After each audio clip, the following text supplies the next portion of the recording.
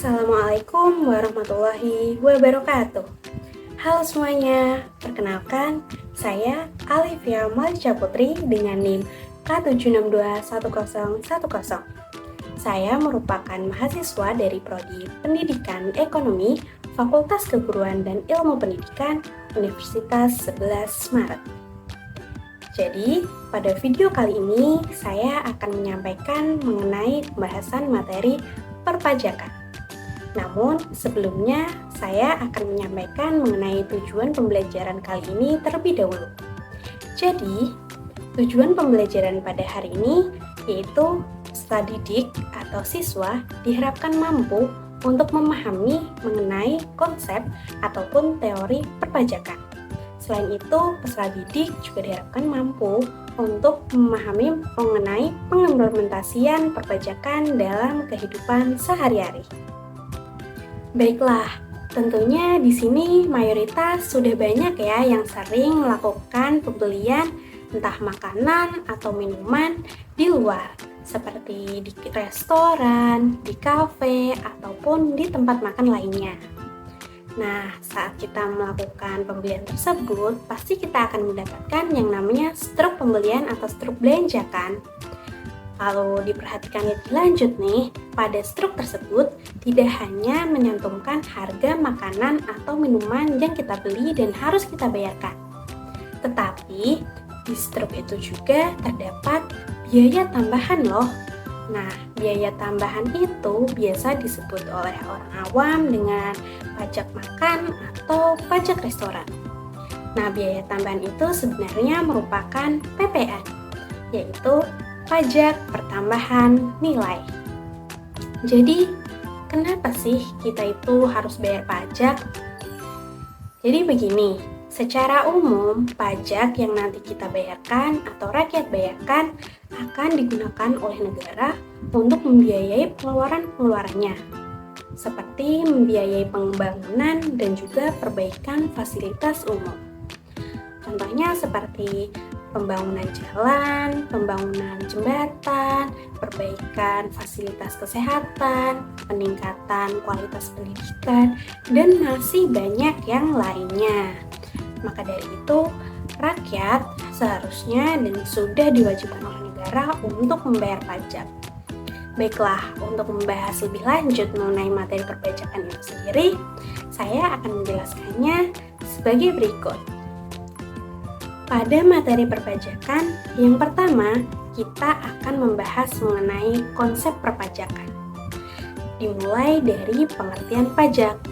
Menurut Undang-Undang Nomor 16 Tahun 2009 tentang Ketentuan Umum dan Tata Cara Perpajakan di Indonesia, pajak adalah kontribusi wajib kepada negara yang terutang oleh pribadi atau badan yang bersifat memaksa berdasarkan undang-undang.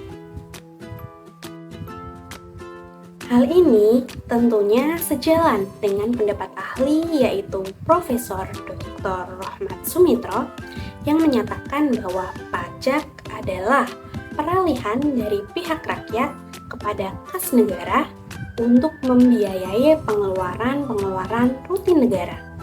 Surplusnya digunakan untuk investasi pada barang-barang publik seperti jalan raya dan juga jembatan. Selanjutnya, kita akan membahas mengenai manfaat pajak. Jadi, dari pajak yang dibayarkan rakyat yang berbagai jenis itu, apa sih manfaatnya bagi negara? Yang pertama, manfaatnya yaitu membiayai pengeluaran-pengeluaran negara yang bersifat self-liquidating. Contohnya yaitu pengeluaran dalam pembiayaan proyek barang ekspor. Yang kedua yaitu pembiayaan pengeluaran reproduktif, yaitu pengeluaran yang memberikan keuntungan ekonomis bagi masyarakat. Contohnya yaitu pengairan atau irigasi untuk pertanian. Nah, yang ketiga yaitu membiayai pengeluaran yang bersifat tidak self-liquidating dan tidak reproduktif. Contohnya apa? Yaitu seperti untuk membangun monumen dan tugu. Nah, yang keempat yaitu membiayai pengeluaran yang tidak produktif. Contohnya yaitu untuk membiayai sektor pertahanan negara atau perang.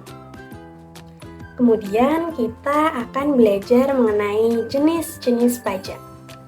Jadi, jenis-jenis pajak itu sendiri dibagi dalam 3 kategori. Kategori yang pertama yaitu pajak berdasarkan golongan atau pihak yang menanggung. Yang kedua, pajak berdasarkan lembaga pemungutnya. Dan yang ketiga yaitu pajak berdasarkan sifat pajak itu sendiri. Baiklah, yang pertama, pajak berdasarkan golongan atau pihak yang menanggung. Ada 2. Yang satu yaitu pajak langsung atau direct tax. Sesuai dengan namanya, bahwa pajak ini merupakan pajak yang beban pajaknya langsung dikenakan kepada perseorangan atau badan tertentu yang tidak dapat dialihkan kepada yang lainnya.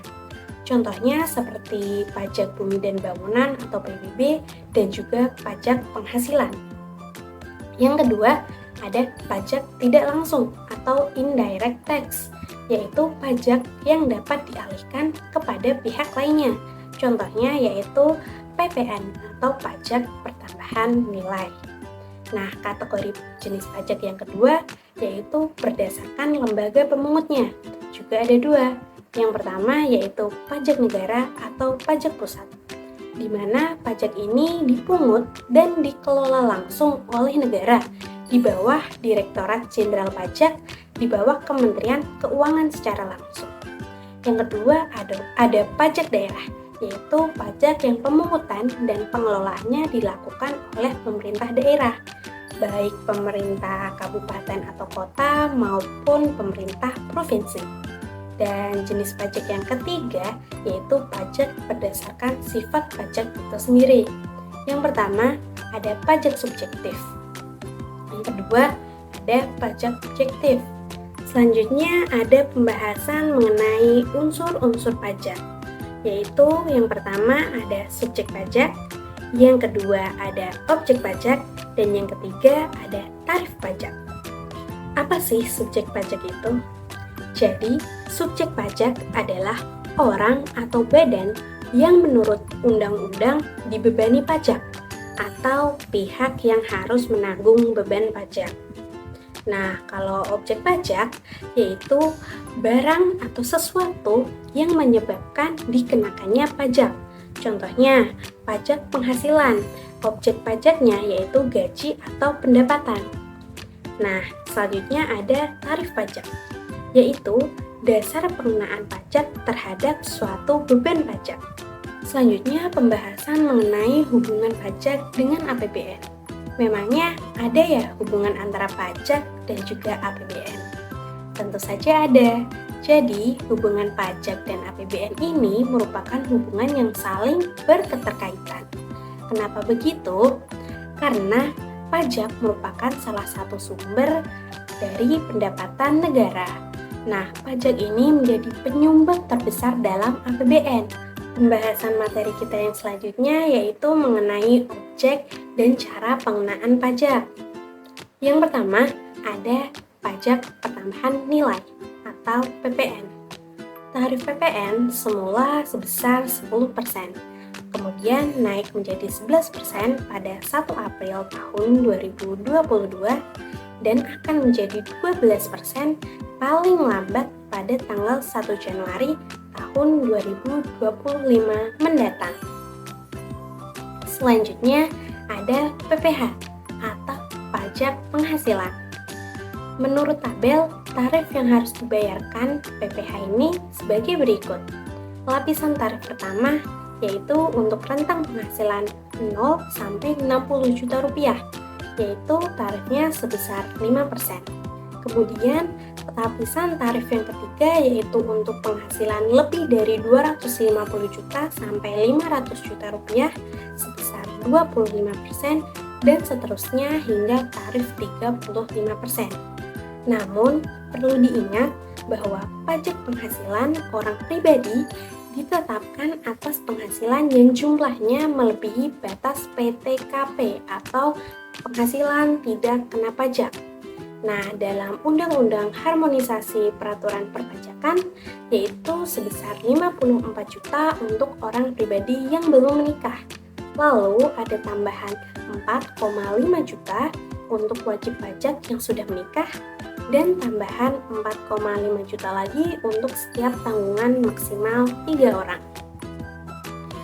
Nah, kemudian di sini ada sebuah studi kasus yang harus kita kerjakan atau kita pecahkan.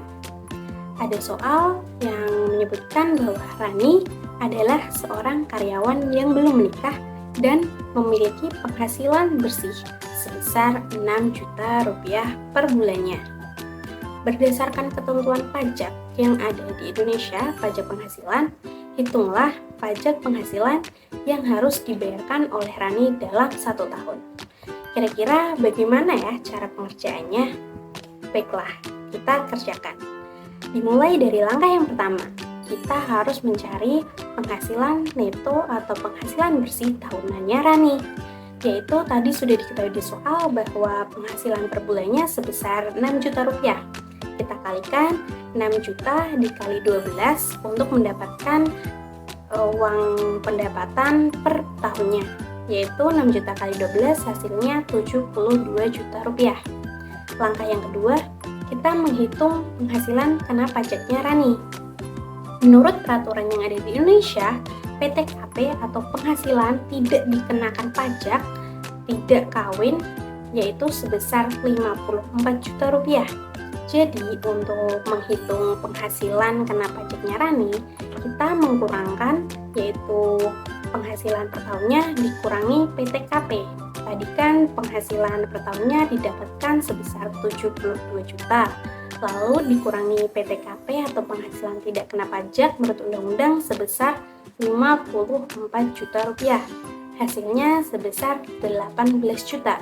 Jadi, penghasilan Rani yang dikenakan pajak dalam 1 tahun yaitu sebesar 18 juta.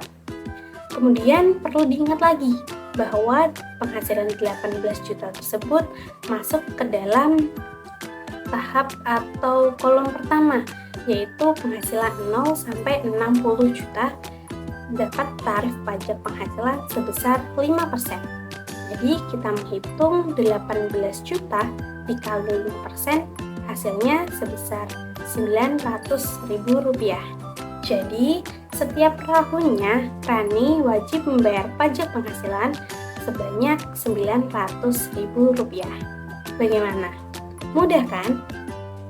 Sekian pembahasan materi mengenai perpajakan dari saya. Semoga pembelajaran kali ini dapat diterima dengan baik dan dapat bermanfaat bagi kita semua. Saya pamit undur diri. Terima kasih banyak untuk perhatiannya. Mohon maaf apabila ada kesalahan dan kekurangan.